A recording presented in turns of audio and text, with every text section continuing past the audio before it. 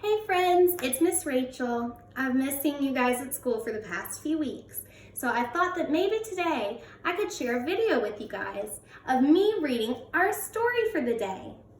Now, we've been learning a lot about animals. What kind of animals do you see on the cover? I can see a bear and a badger and even a rabbit.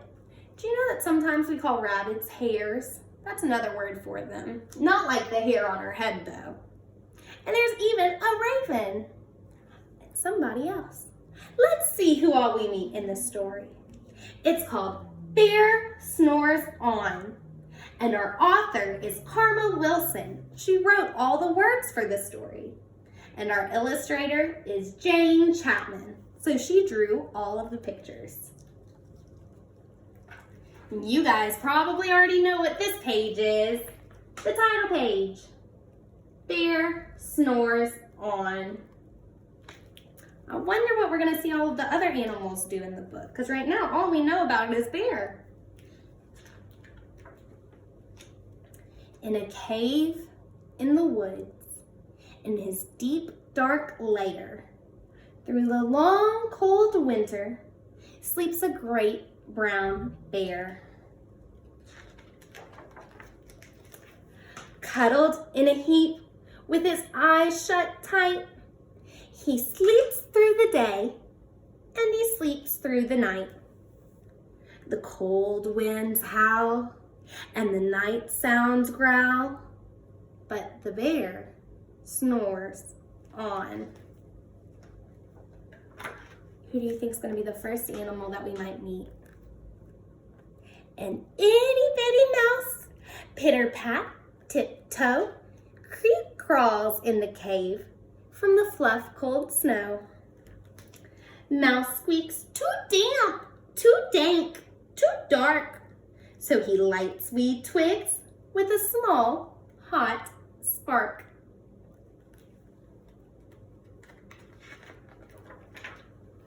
The coals pip pop and the wind doesn't stop, but the bear snores on.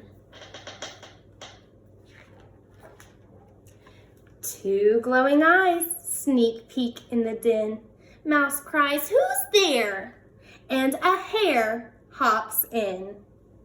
"Ho, Mouse," says Hare, "long time no see." So they pop white corn and they brew black tea.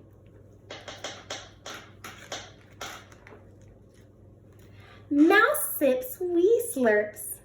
Hare burps, big burps. But the bear snores on. A badger scuttles by, snuffing the air. "I smell yummy yums.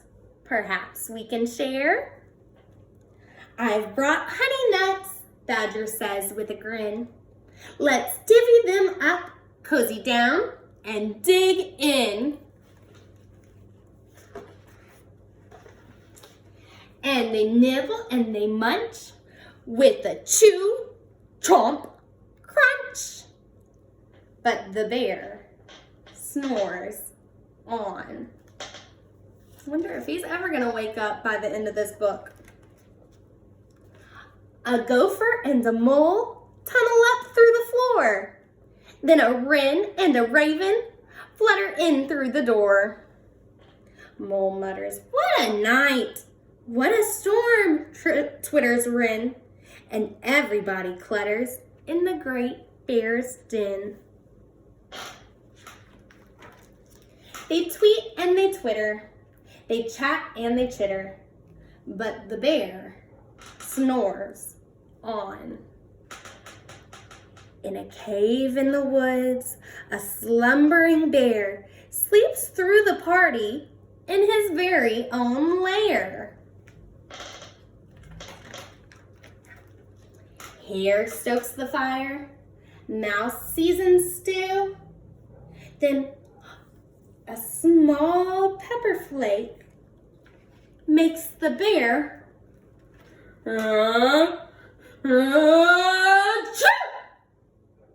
He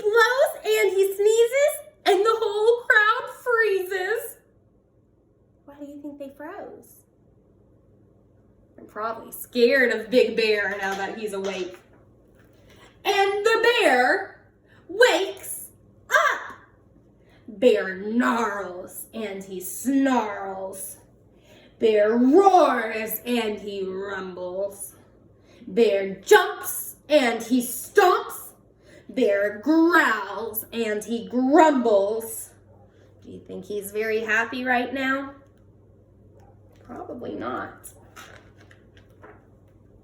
Oh, but what's he doing? You snuck in my lair and you've all had fun.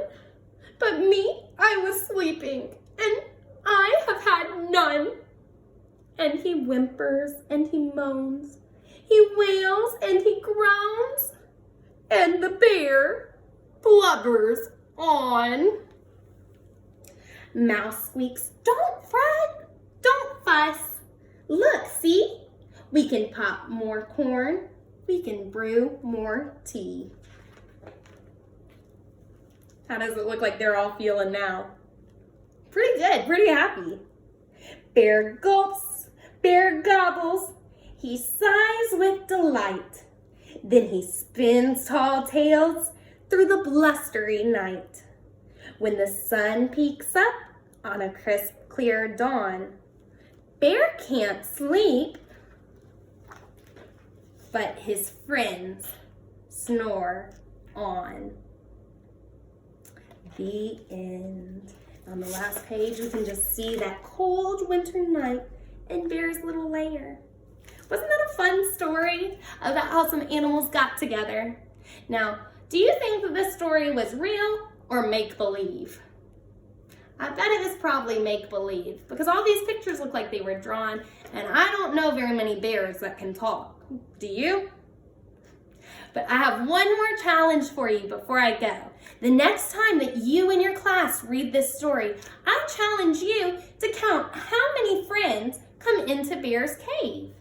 I'd love to know that number, and you guys can tell me as soon as I get back. So, I'll see you guys later. I hope you have a great day. Bye, friends.